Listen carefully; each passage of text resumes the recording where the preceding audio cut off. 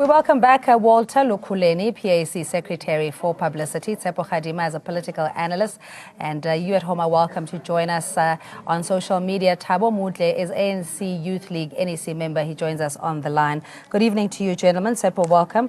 We'll start with you. I mean, how many other open letters and public spats can we afford, especially in light of unifying the country and having one common vision in dealing with inequality and other social issues?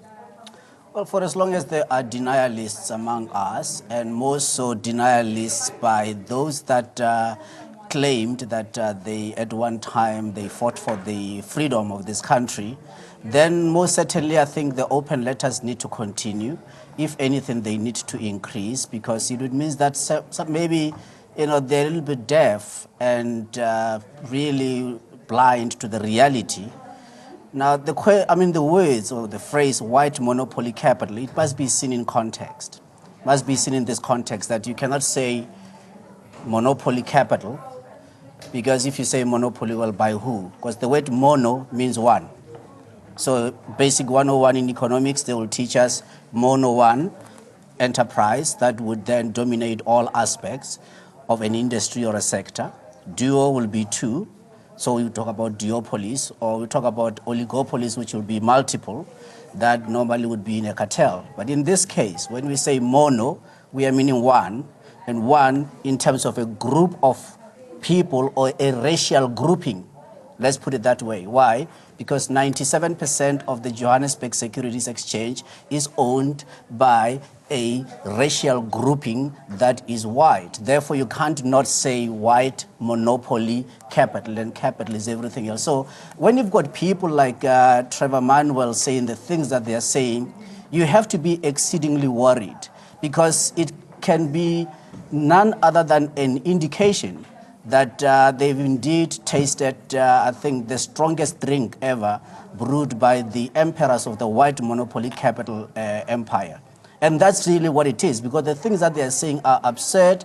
They cannot be substantiated in any fact or form. We sit here in a country with the highest levels of unemployment amongst black Africans. We sit here with a country whereby if you go to a squatter camp, who do you find? If you go to an informal settlement, they are black Africans. We sit in a country where inequality is exceedingly high, where even he himself, by the way, he's nothing but a glorified clerk in this empire of white monopoly capital. So when we have people like him saying the things that they're saying that are so absurd, we can't help but have to continue educating South Africans so that they can be able to wake up to this reality, because this, if anything, these are our chief enemy. People like Trevor Manuel are the chief enemy of our freedom, of our progress, and of our growth. And they must be condemned in the strongest terms, and if there's anything that can be done to really relegate them to the dustbin of history, it must be done, because they are dangerous in the things that they are saying, the things that they stand for. We need to really take the bull by the horns. The memory and the legacy of Nelson Mandela will never be better honored. There can be no better 67 minutes than when we have achieved the things that he stood for, the things that he spent 27 years in jail for, and the things that he reiterated in 1990 when he was in New York, to the extent that we need a country that can be economically vibrant, that can create jobs, that can have equality, and we are far from achieving those. Yeah, it seems that the legacy of Nelson Mandela will also limit that to only being a reconciliatory framework, if you like, as opposed to also looking at the dominance economically of one over another. With Mbalula calling Trevor Manuel the architect of inequality, Walter, what's your reaction to that? Thanks, Cindy. Cindy, the reality is that the economy of occupied Tanzania is a capitalist economy. And capitalism by its own nature requires monopoly capital. In this case, the people who took over the land of the African people happen to be white. And they still happen to be the people who still dominate the economy. Therefore, white monopoly capital still exists. You can't deny that. I think Trevor Manuel lives in some other country that we're not living in. That's the first thing. The second thing that is that the reality is that we have not even made a dent on the white supremacy in terms of economic. we have not moved an inch. You know, if you look at what was predominantly happening in this country prior to 1994, and what you look at what is happening now, it's still the same. African people are still at the bottom rungs of the economy. So that denialism position of his that is pushing forward shows you that he actually is singing for his supper. Maybe he's earning a lot of money from his shares that he's got. All right, Thabo Motle, ANC Youth League NEC member, good evening to you, joining us on the phone line.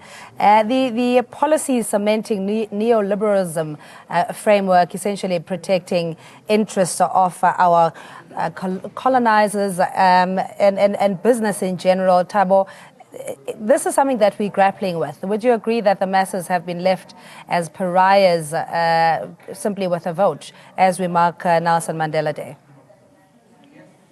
Yeah, thank you, Cindy, and good evening to viewers. We are faced with a challenge whereby comrades in the ANC, by virtue of them have been amassed wealth, they have to be colorblind for some reason known to themselves. The reality of the matter is the ANC Youth League, we are very clear that the monopoly of this country is wide, and we are resolute on that fact. Whether people are confused or they are hallucinating in the ANC, it is their own business. As the ANC Youth League, we are very clear. Secondly, we are disappointed by Comrade Trevor Manuel, who continue to project a posture that seeks to protect his fellow brothers and sisters. By the way, when he was at Treasury, that's where most of his wealth was acquired, together with his wife, in the financial industry.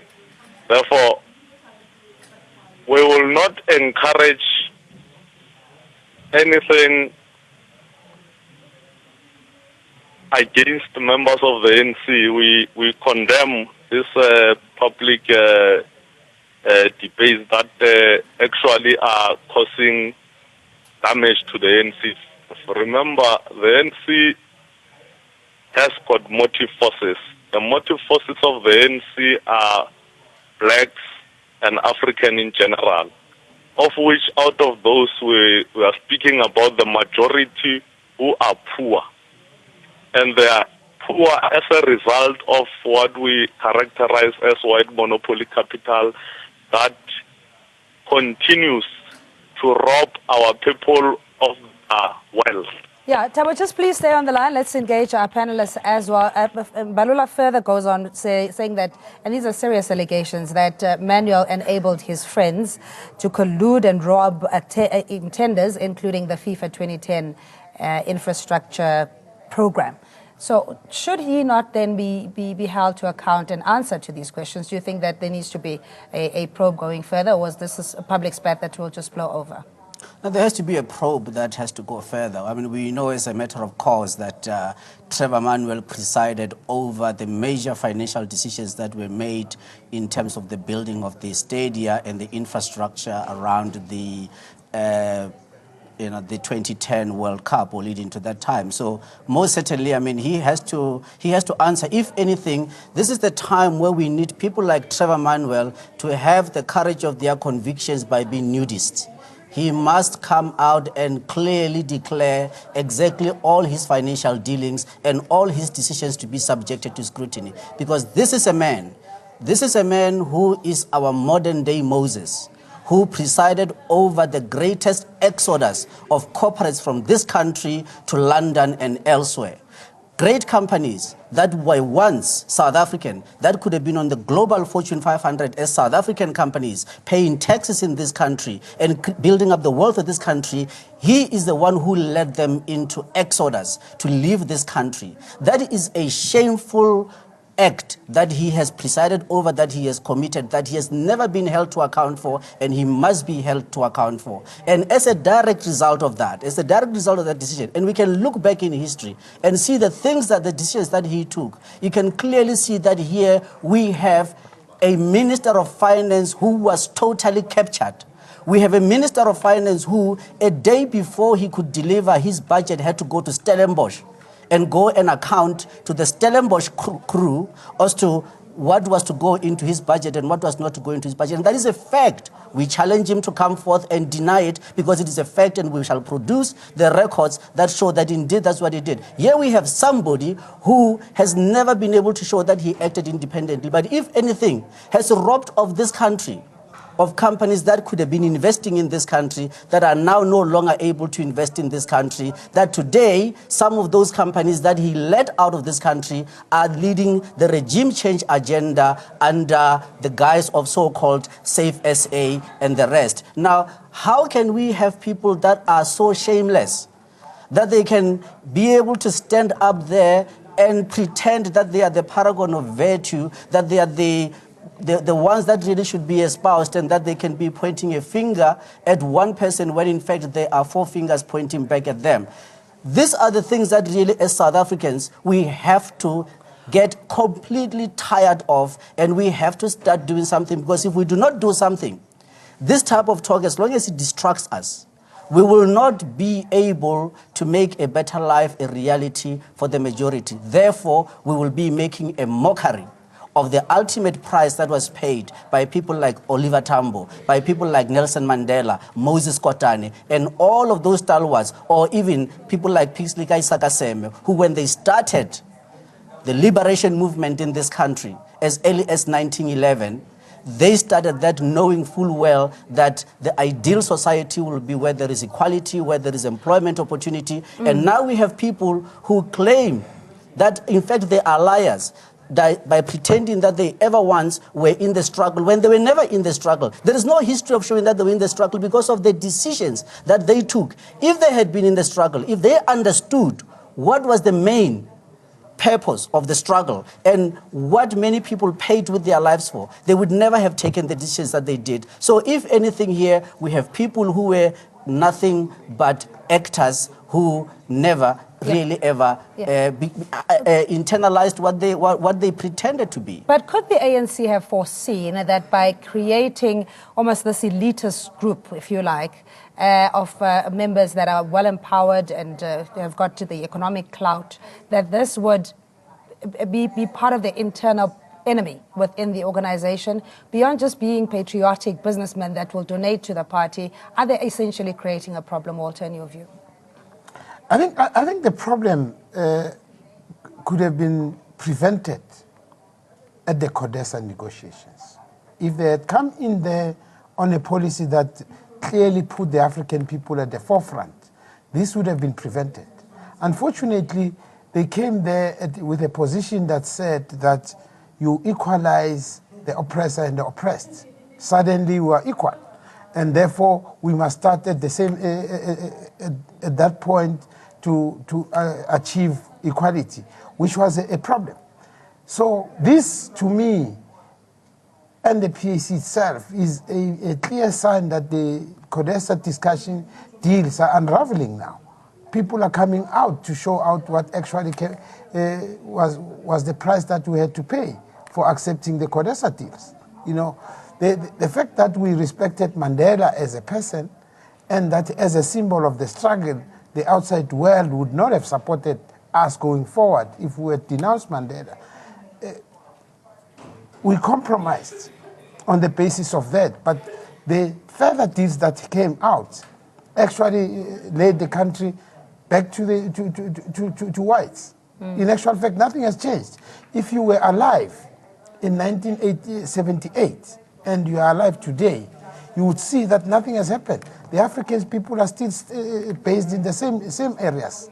How should, sorry, Thabo, how should the organization deal with this again, where you find leaders that they themselves are conflicted because of their business interests and therefore may not necessarily drive the agenda of economic transformation because they themselves are taken care of and their kin?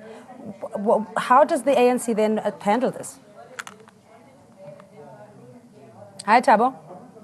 Thabo will give that to you, I believe. Oh, there you are. Hi.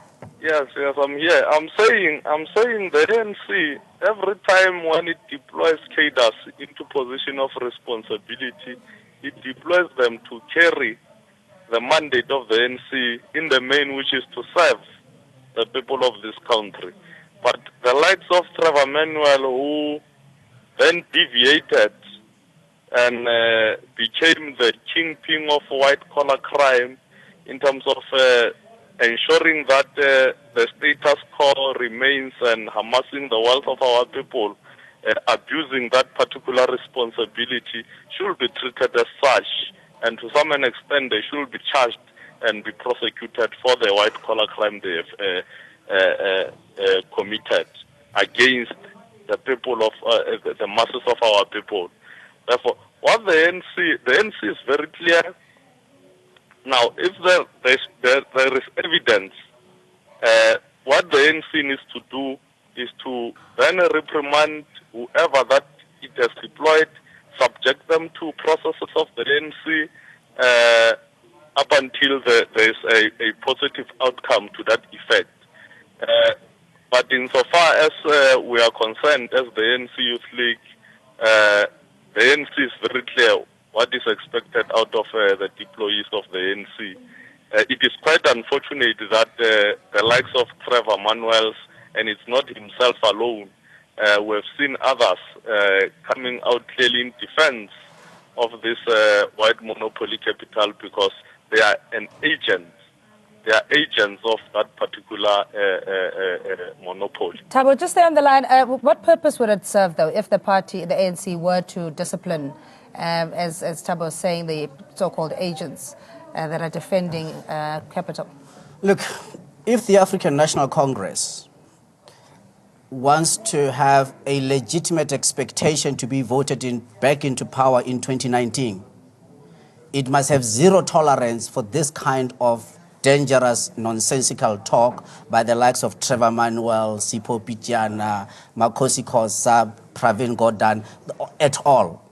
For as long as they tolerate this, they have no legitimate expectation to be returned to power, and they are going to lose it because the masses are tired. People are tired. They live in poverty every day. In the next 6 months or so, there's going to be a global meltdown, and when that global meltdown comes, we are not ready. And some of the decisions that were taken by people like Trevor Manuel, in fact, if anything, are the key source of our being ill-prepared for the upcoming calamity, economic calamity globally. We are ill-prepared because of decisions that were taken by people like him. Therefore, when 2019 comes for elections, and if the ANC continues to mollycoddle these hypocrites, then I can tell you that there's got no legitimate expectation to be voted back into power because people will have to find somebody else to still work within the political system, which is democratic, to avoid a state of anarchy. The people of this country, they know what it is to have to be feeling the effects of violent revolution. They know it full well. But we are on the verge of going back there for as long as we tolerate this kind of nonsensical talk that does not take us anywhere. We've got very major, important issues that we need to be dealing with. And those issues are economic. And for as long as we are now entertaining this type of persons and this type of foolish talk, we are unfortunately ourselves going to be putting this country on a downward spiral into anarchy and abyss. Is that what we can afford? Yeah. So really, the time for tolerating this must come to an end, because if it doesn't come to an end, if a leader or a leadership core does not emerge that can bring this to an end, we are going to find ourselves in perilous times. Yeah, so the impetus for radical economic transformation clearly is now with society, and I guess what you were saying, socio-economic issues now occupying the top of the agenda, which is very necessary. But there will be the gatekeepers, and as we've seen with the Finance Minister Trevor Manuel in your submission, saying that if the policies do not change, if there isn't any shake-up of the current status quo, we're not going anywhere quickly. Cindy, the reality is that Trevor Manuel never acted alone. He was not a maverick minister. At no point did the ANC say what you are putting in there as your budget is not what we have instructed you to do. Therefore, it is not an individual position that we need to be dealing with. We need to be dealing with the whole economic system that was implemented from 1994 up to today, because that is where the problem is. It is the economic system that has been put in place that is creating the perpetual poverty of our people. And if we don't attack that, we keep on attacking the individuals. It's not going to solve the problem. If Mr. Mbalula is saying today that he has the evidence, yes, that should be brought to book, and Trevor Manuel must come and account. But the reality is that he was acting according to a policy of an organization. Therefore, the question that must go to the African people out there, the majority who are poor today, is whether they want to continue to have a party that has a policy that keeps them poor, or they want to have another party that will move them away from that. Because any party that wants to continue the capitalist system is not going to change anything. Thabo, just your reaction to that the ANC needs to make tough decisions now and dig in your heels, as it were, to effect change and meaningful material change for people. Yes, yeah. One, the ANC must be decisive. It must expel those that are, in fact, subject those that are ill-disciplined, who are bringing the organization into disrepute. The likes of Manuel, Gordon, Makosi Kosa, and many of them, whom I cannot name them. Secondly, the ANC, just to clarify, the ANC has got pro-poor policies. Therefore, it can be correct that the ANC is in government, it is implementing policies that continue to perpetuate the status quo. Remember, the ANC deployed the likes of Manuel, Trevor, Gordon, who became the darling of capital, or the darling of markets, if I may put it that way. When the ANC tried to touch them, the markets react. Now, it can't be the problem of the African National Congress. It becomes a problem of the country and society in general. Because every time the ANC tries to take a particular decision in the interest of the masses of our people, the very same masses then begin to antagonize the African National Congress, protecting the very same people who are hindering the progress that the ANC seeks to achieve. So you're saying you're doomed if you do and you're doomed if you don't. According to you, the policies are intact. It's just how they are implemented once cadres are deployed. But we're going to have to leave it there. Thabo Mutle, ANC Youth League NEC member, Tsepo Khadima, political analyst, and Walter Lukuleni, PAC Secretary for Publicity. We'll take a quick ad break, but first, the latest weather update. Do stay with us.